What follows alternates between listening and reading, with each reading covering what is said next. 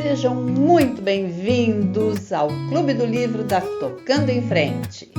Por favor, inscrevam-se no nosso canal, curtam, compartilhem. Que tal começar agora? Vamos à leitura?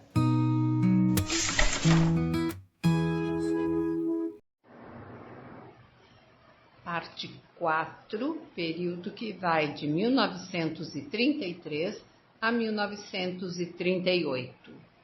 Luque. Parte 27. Era incrível a rapidez com que a terra se recuperava. Numa semana, pequeninos brotos verdes de capim já saíam do charco viscoso e dali a 2 meses as folhas começaram a repontar nas árvores torradas.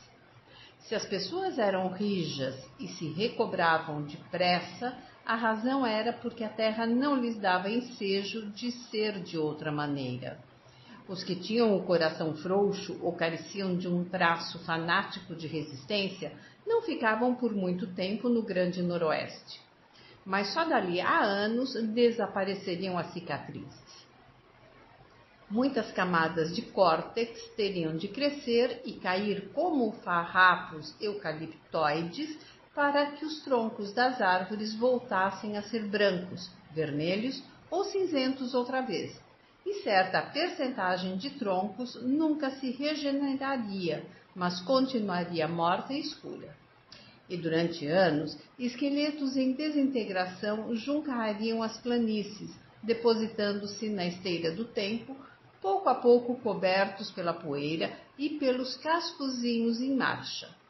E atravessando Drógueda no rumo do oeste, permaneceram os canais nítidos e fundos cortados na lama pelos cantos de um féretro provisório, apontados pelos viandantes que conheciam a história aos viandantes que não a conheciam, até que a narrativa se incorporou ao folclore das planícies de solo preto. Drógueda perdeu talvez 1/5 parte da sua área no incêndio e 25 mil carneiros, simples bagatela para uma fazenda em que se haviam contado, nos últimos anos bons, perto de 125 mil. Não adiantava imputar a malevolência do destino, nem a cólera de Deus, ou ao que quer que os interessados quisessem atribuí-lo, um desastre natural. A única coisa que se podia fazer era virar a página e começar de novo. Em caso algum, fora aquela a primeira vez, e em nenhum caso presumia alguém que seria a última. Mas doía ver os jardins da sede de Drógueda nus e escuros na primavera. Numa seca, eles sobreviviam graças aos tanques de água de Michael Carson, mas depois de um incêndio, nada sobrevivia. Nem a glicínia floresceu. Quando as chamas chegaram, estavam se formando justamente os tenros cachos de botões que murcharam. Encresparam-se as rosas, morreram os amores perfeitos, os goivos se transformaram em palha de cor sépia, os brincos de princesa mirraram de tal modo que já não tinham possibilidade de recuperação. Os muscaris morreram sufocados, as rendilhadas ervilhas de cheiro secaram e perderam o perfume. Mas como a água tirada dos tanques durante a conflagração fora substituída pelas chuvas pesadas que se seguiram ao fogo, toda a gente em Drógueda sacrificou um tempo nebuloso de lazer para ajudar o velho Tom a ressuscitar os jardins. Bob decidiu continuar a política de Paddy de contratar gente nova para trabalhar em Drógueda e admitiu mais 3 pastores. A política de Mary Carson foi excluir dos seus livros quem não pertencesse à família Clary, preferindo contratar trabalhadores avulsos nas épocas de reunião dos carneiros, parição e tosquia. Mas Paddy achava que os homens trabalhavam melhor quando sabiam que tinham empregos permanentes, e ao longo prazo a diferença não era muito grande. De qualquer maneira, porém, a maioria dos pastores sofria cronicamente de cócegas nos pés e nunca parava por muito tempo no mesmo lugar. As novas casas, erguidas a maior distância do ribeirão, eram ocupadas por homens casados. O velho Tom ganhara um chalézinho novo e bem arrumado de 3 cômodos e ria-se com o júbilo do proprietário todas as vezes que entrava em casa. Mad continuava a tomar conta de alguns pastos internos e sua mãe dos livros. Fi assumira a tarefa de comunicar-se com o bispo Ralph e, sendo Fi, não passava adiante nenhuma informação que não se referisse diretamente à gerência da fazenda. Mad ansiava por arrebatar-lhe as cartas, lê-las com avidez, mas Fi não lhe dava chance de fazê-lo, fechando-as numa caixa de aço assim que lhes digeria o conteúdo. Com a partida de Pad e Stu, não se podia chegar a Fi. Quanto a Mad, assim que o bispo Ralph se fora, Fi se esquecera de todo da promessa que lhe fizera. Mad respondia aos convites de bailes e festas com polidas negativas. Embora se desse conta disso, Fi nunca a censurou nem a aconselhou a aceitar os convites. Liam O'Rourke aproveitava todas as oportunidades para passar por Drogheda. Enoch Davis telefonava constantemente, e o mesmo faziam Connor Carmichael e Alistair McQueen. Mad, porém, era lacônica e indiferente com todos eles, a ponto de chegarem à conclusão de que não conseguiriam interessá-lo. O verão foi muito úmido, mas as cheias dos rios não duravam o tempo suficiente para provocar inundações. Só o solo se mantinha perpetuamente barrento, e o Barwon Darling percorria seus 1.600 quilômetros fundo, largo e forte. Quando o inverno chegou, as chuvas esporádicas continuaram. Os lençóis marrons voadores eram feitos agora de água e não de poeira. Nessas circunstâncias, a marcha dos que não tinham parado ao longo do caminho, provocada pela depressão, foi diminuindo aos poucos, pois era o diabo percorrer as planícies de solo negro em época de chuva, e com o frio acrescentado à umidade, a pneumonia agraçou furiosa entre os que não encontravam para dormir um abrigo quente. Preocupado, Bob começou a falar em podridão dos cascos entre os carneiros se aquilo continuasse. Os merinos não aguentariam o excesso de umidade do solo sem ficar com os cascos doentes. A tosquia fora quase impossível, pois os tosqueadores se negavam a tocar em lã molhada, a não ser que a lama secasse antes da aparição. Muitos filhotes morreriam na terra empapada e fria. O telefone tocou. 2 toques longos e um curto. Era um chamado para Drogheda. Fi atendeu e voltou-se. Bob, telefone para você. Alô, Jim, aqui é o Bob quem está falando. Sim, é isso mesmo. Ah, muito bem. As referências estão todas em ordem? Certo, diga-lhe que venha me ver. Se for tão bom como você diz, pode dizer a ele que provavelmente conseguiu um emprego, mas ainda assim faço questão de vê-lo pessoalmente. Não gosto de comprar nabos em sacos e não me fio em referências. Certo, obrigado. Bob sentou-se outra vez. Vem aí um novo pastor, um bom sujeito, de acordo com Jim. Andou trabalhando nas planícies de West Queensland, perto de Longreach e de Charleville. Foi tropeiro também. Boas referências. Tudo limpo. Monta tudo que tem rabo e 4 patas e costumava amansar cavalos.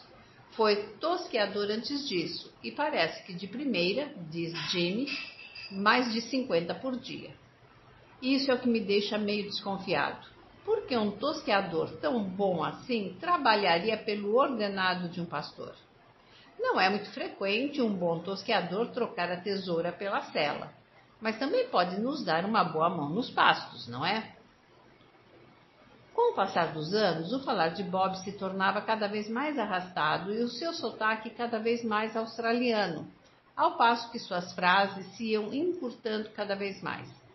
Ele estava chegando perto dos 30 e, para a decepção de Mad, não dava sinais de gostar de nenhuma das moças casadouras que encontrava nas poucas festas a que a decência os obrigava a comparecer. Primeiro, era tímido ao extremo. E segundo, parecia totalmente concentrado na terra, preferindo amá-la com exclusividade. Jack e Hughie estavam ficando cada vez mais parecidos com ele. Na verdade, poderiam passar por trigêmeos quando se sentavam juntos num dos bancos duros de mármore. A maior concessão ao conforto doméstico que eram capazes de fazer a si mesmos. Dir-se-ia realmente que preferissem acampar fora, nos pastos, e quando dormiam em casa, estendiam-se no chão de seus quartos, com medo de que as camas viessem a amolecê-los. O sol, o vento e o ar seco lhes haviam alterado a cor da pele clara e sardenta, convertendo-a numa espécie de mogno sarapintado, em que os olhos azuis brilhavam pálidos e tranquilos, rodeados de rugas fundas que falavam de olhares dirigidos a grandes distâncias e ao capim bege prateado. Era quase impossível dizer-lhes a idade, ou quem era o mais velho e o mais moço. Todos tinham o nariz romano e o rosto bondoso e feio de Paddy, embora seus corpos fossem melhores que o do pai, que acabara arqueado e com os braços mais compridos depois dos muitos anos de tosquia. Em vez disso, possuíam a beleza sóbria e tranquila dos cavaleiros. Entretanto, não suspiravam por mulheres, nem por conforto, nem por prazer. Esse empregado novo é casado? Perguntou Fi, traçando linhas nítidas com uma régua e uma pena molhada em tinta vermelha. Não sei, não perguntei. Saberei amanhã quando ele chegar. E como virá até aqui? Jimmy vai trazê-lo de carro. Agora preciso ir ver aqueles velhos carneiros capados em Tunxton. Esperemos que fique algum tempo. Se não for casado, estará dando fora daqui há algumas semanas. Gente miserável esses pastores, disse Fi. James e Patsy, internos em Riverview, juravam que não ficariam na escola nem um minuto a mais depois de completar 14 anos de idade, quando poderiam deixá-la legalmente. Suspiravam pelo dia em que estariam lá fora, nos pastos, em companhia de Bob, Jack e Hughie, quando Drogheda fosse novamente administrada só pela família e os de fora pudessem chegar e partir quando quisessem, sem que isso tivesse a menor importância. Embora partilhassem da paixão da família pela leitura, isso não aumentava para eles os atrativos de Riverview. Um livro poderia ser transportado num alforge ou num bolso do casaco e lido com muito maior prazer à sombra de uma huilga ao meio-dia do que na sala de um colégio de jesuítas. O internato lhes fora uma dura transição. As salas de aulas, com seus janelões, os vastos e verdes campos,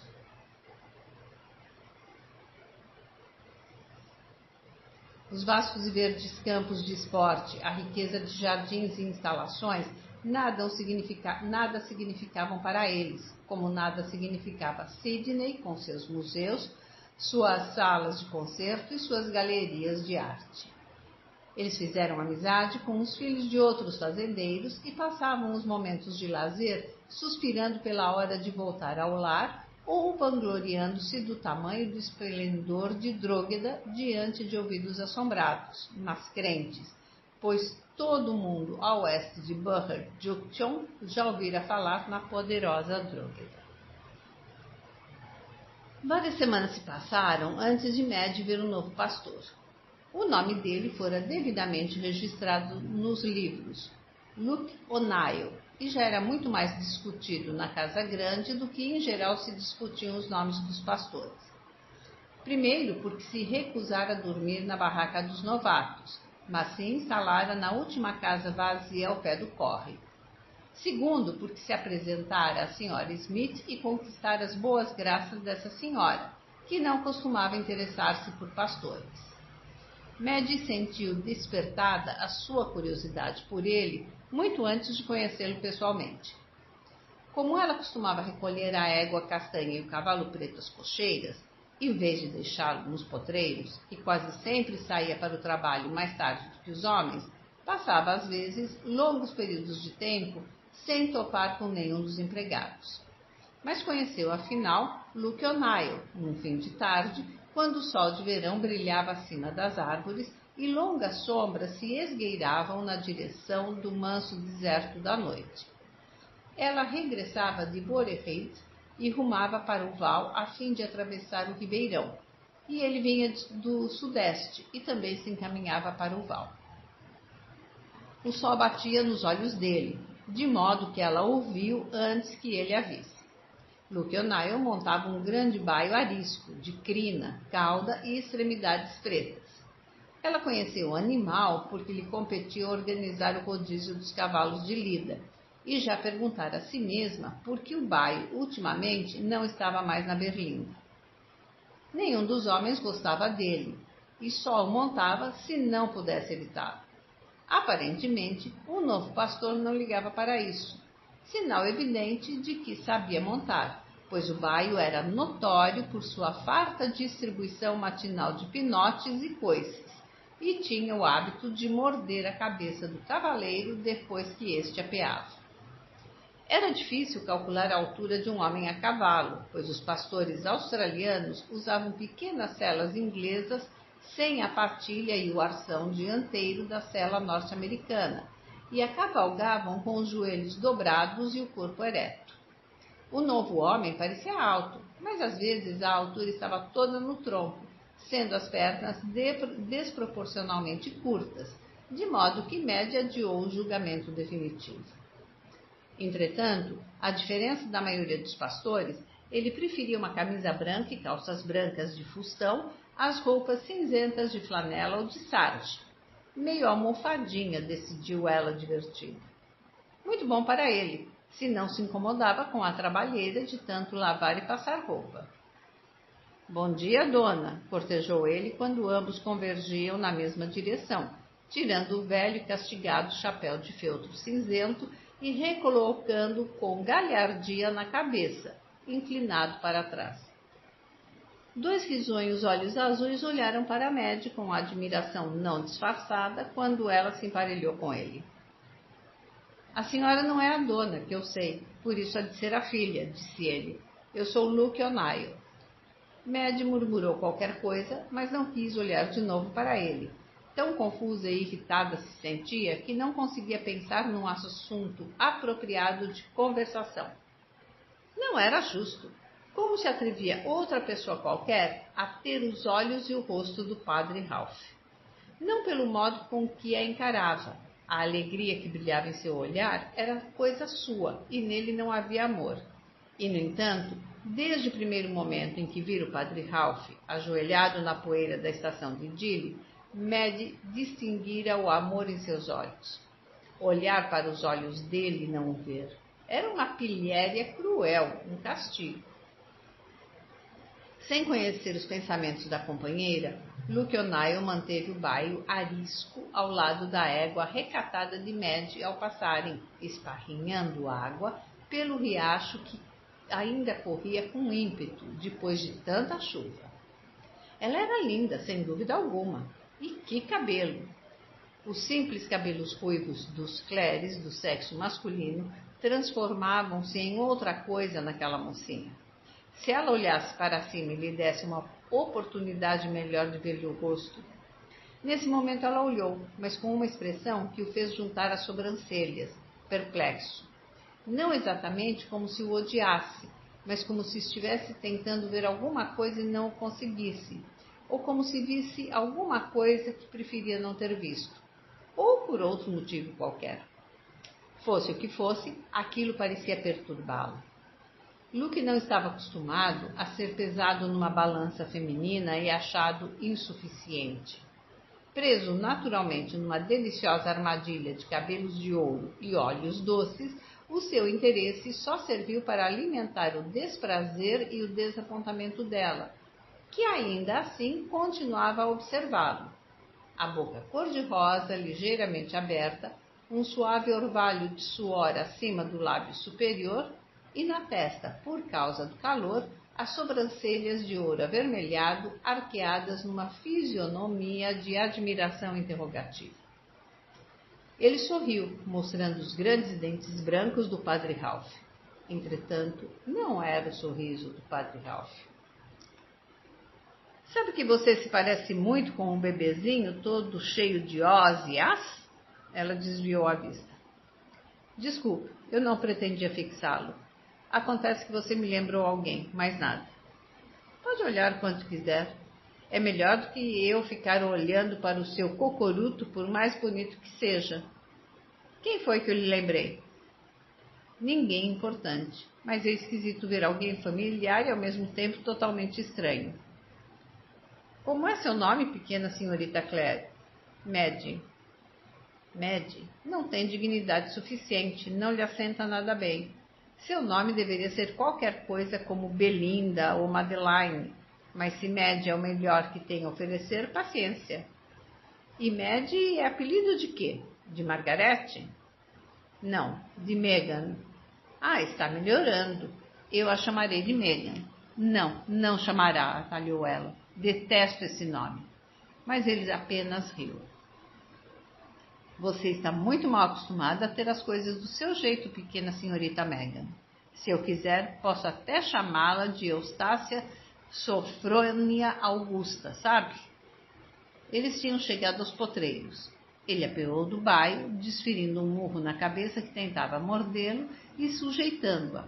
E ali ficou, obviamente, esperando que ela lhe oferecesse as mãos para que ele a ajudasse a apear.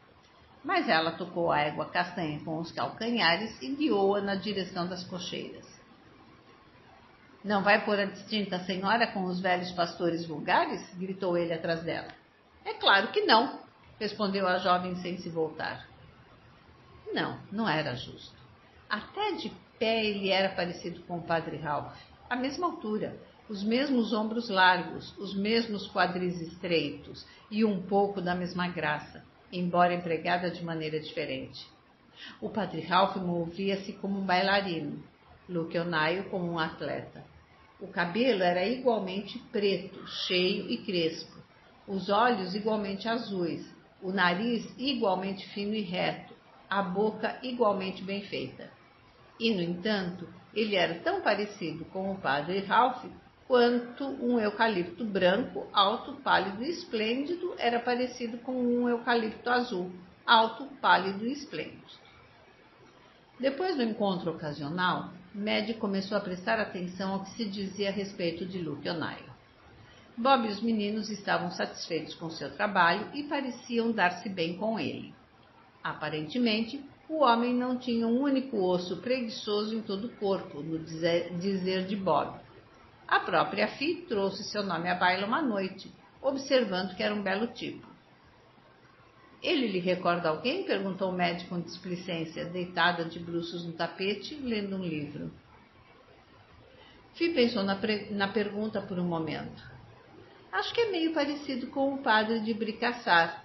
A mesma constituição, o mesmo tom de cabelo, a mesma cor dos olhos. Mas não é uma semelhança fora do comum. Como homens, são muito diferentes. Logo, porém, mudou de assunto.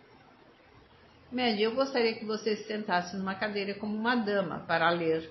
Só porque está de calças de montar, não precisa esquecer completamente o recato. Ora, disse Maddie, como se alguém reparasse. E assim continuaram as coisas.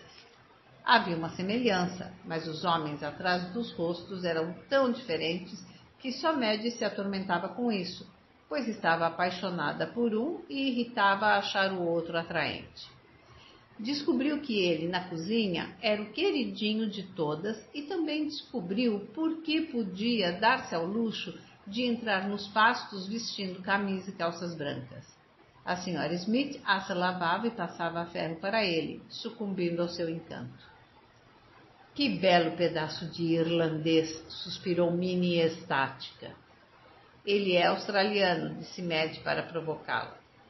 Nascido aqui talvez, minha querida senhorita Maddie, mas com um nome como O'Neill é tão irlandês quanto os porcos de Pede, sem querer faltar com respeito ao seu santo pai, que Deus o tenha em sua glória. Com aquele cabelo e aqueles olhos azuis, a senhora ainda tem a coragem de dizer que o Sr. Luke não é irlandês? Nos velhos tempos, os O'Neill eram os reis da Irlanda. Pensei que fossem os O'Connors, tornou Maddie maliciosa. os olhinhos redondos de Minnie faiscaram. O que é que tem isso, senhorita Mad? Era um país muito grande. Pois sim, garanto que não era maior do que Drógueda. E seja como for, O'Neill é nome de orangista. Você não me engana. Eu sei que é, mas é também um grande nome irlandês, que existia muito antes de alguém pensar em orangistas. É o nome dos lados dos Ulsters, de modo que é lógico que houvesse orangistas entre eles, não é? Mas também havia o O'Neill de Clandeboy e havia o O'Neill Morbach, minha querida senhorita Mad. Mad desistiu da batalha. Havia muito tempo que Minnie perdera as tendências fenianas militantes que poderia ter possuído outrora, e já era capaz de pronunciar a palavra orange, laranja, sem ser vítima de um ataque. Cerca de uma semana depois, voltou a encontrar-se com Luke O'Neill à beira do riacho. Ela desconfiou de que ele ali estivera à sua espera, mas não saberia o que fazer se isso fosse verdade. Boa tarde, Meg. Boa tarde, disse ela, olhando com firmeza por entre as orelhas da égua castanha. Haverá um baile no barracão de Tosquia de Braich e Poe um sábado que vem à noite. Quer ir comigo? Muito obrigada pelo convite, mas eu não sei dançar. Não teria propósito a minha ida. Pois eu a ensino a dançar enquanto o demo esfrega um olho, de modo que isso não é obstáculo. E já que vou levar a irmã do poceiro, acho que Bob me emprestaria o velho Rolls, se não quiser me emprestar o novo. Eu disse que não iria, tornou ela cerrando os dentes. Você disse que não sabia dançar e eu disse que lhe ensinaria. Você não disse que não iria se soubesse dançar. Por isso presumi que era a dança que fazia objeção, não a mim. Vai se desdizer? Exasperada, ela cravou nele 2 olhinhos fuzilantes, mas ele limitou-se a rir. Você é uma garota muito mimada, menina Megan. Já está na hora de ser um pouco contrariada. Eu não sou mimada. Pois sim. Conta a outra que essa não cola. Única filha, com tantos irmãos para correr atrás de você, com todas essas terras e esse dinheiro, uma casa como essa cheia de criadas? Eu sei que é tudo da Igreja Católica, mas acontece que os clérigos também não ficaram a ver navios. Aquela era a grande diferença entre eles, pensou ela triunfante. A solução vinha-lhe fugindo desde que o conhecera. O padre Ralph nunca se teria deixado levar por ornamentos exteriores, mas esse homem não tinha a mesma sensibilidade, não possuía antenas embutidas que lhe dissessem o que havia debaixo da superfície. Passava pela vida sem uma ideia na cabeça acerca da sua complexidade ou da sua dor. Estupefato, Bob estendeu-lhe as chaves do Rolls novo sem um murmúrio. Ele cravara os olhos em Luke por um momento sem falar e depois sorriu. Nunca pensei em Mad indo a um baile, mas leve a Luke. E felicidades. Garanto que ela vai gostar. Coitadinha, não sai muito de casa. Devíamos pensar em levá-la de vez em quando, mas nunca a levamos. Por que você, Jack e Hugh não vêm também? Perguntou Luke, já que não parecia ver sua companhia. Bob sacudiu a cabeça horrorizado. Não, obrigado, não gostamos muito de dançar. Mad pôs o vestido de cinzas de rosas, pois não tinha mais nada para usar. Não lhe ocorrera a ideia de utilizar algumas das libras acumuladas que o padre Ralph punha no banco em seu nome, mandando fazer vestidos para festas e bailes. Até então conseguira recusar convite, pois homens como Enoch Davis e Alistair McQueen eram fáceis de desanimar com um não firme. Não tinham o descaramento de Luke O'Neill. Mas ao olhar para o seu reflexo no espelho, achou que poderia ir a Dili na semana seguinte, quando a mãe fizesse a viagem costumeira, a fim de visitar a velha Gert e encomendar-lhe alguns vestidos novos. Pois detestava usar aquele. Se tivesse outro, ainda que remotamente apropriado, tê-lo-ia despido num segundo. Outros tempos, outro homem de cabelo preto. O vestido estava tão impregnado de amor e sonhos, de lágrimas e solidão, que vesti-lo para alguém como Luke ou Niall parecia-lhe uma profanação. Acostumara-se a esconder o que sentia, a parecer sempre calma e exteriormente feliz. O domínio de si mesma crescia em torno dela mais grosso do que a casca de uma árvore. E às vezes, durante a noite, lembrando-se da mãe, estremecia. Acabaria ela como sua mãe, isolada de todos os sentimentos? Fora assim que a coisa começara para Fi no tempo em que havia o pai de Frank? E que faria Fi, que diria ela se soubesse que Madge se inteirara da verdade a respeito de Frank? A cena na casa paroquial parecia que fora ontem, o pai e o irmão em pé, um diante do outro, e Ralph a segurá-la com tanta força que até doía, gritando aquelas coisas horríveis. Tudo se ajustara aos respectivos lugares. Quando soube, Madge pensou que no fundo sempre soubera. Crescer o suficiente para compreender que era preciso mais para fazer bebês do que se costumava pensar. Uma espécie de contato físico terminantemente proibido entre pessoas que não fossem casadas. Quanta vergonha e quanta humilhação devera ter sentido a pobre Fi por causa de Frank. Não admirava que fosse como era. Se isso acontecesse a ela, Madge haveria de querer morrer. Nos livros, só as moças mais baixas, mais ordinárias, tinham filhos fora do casamento. E, no entanto, sua mãe não era ordinária. Nunca poderia ter sido ordinária. Madge desejou de todo o coração que Fi pudesse falar-lhe sobre isso, ou que ela mesma tivesse a coragem de tocar no assunto. Talvez, de algum jeito, ainda que modesto, ela pudesse ajudar. Mas sua mãe era o tipo de pessoa de que ninguém podia aproximar-se e muito menos se disporia ela mesma a abordar o assunto. Madge suspirou para si mesma diante do espelho e esperou que nada parecido lhe acontecesse algum dia. E, contudo, era moça. Em ocasiões como aquela, trajando vestido de cinzas de rosa, desejava sentir, desejava que a emoção soprasse sobre ela como um vento quente e forte. Não queria afadigar-se como um automatozinho pelo resto da vida. Desejava mudança, vitalidade, amor. Amor, um marido, filhos. De que lhe adiantava correr esfaimada atrás de um homem que nunca seria seu? Ele não a desejava, nunca desejaria. Dizia que a amava, mas não como um marido a amaria, porque estava casado com a igreja. Todos os homens faziam o mesmo, isto é, amavam alguma coisa inanimada mais do que poderiam amar uma mulher? Não, seguramente nem todos. Os difíceis, talvez, os complexos, com seus mares, dúvidas e objeções e argumentos racionais. Mas deveria haver homens mais simples, capazes de amar uma mulher acima de todas as outras coisas. Homens como Luke ou Niall, por exemplo.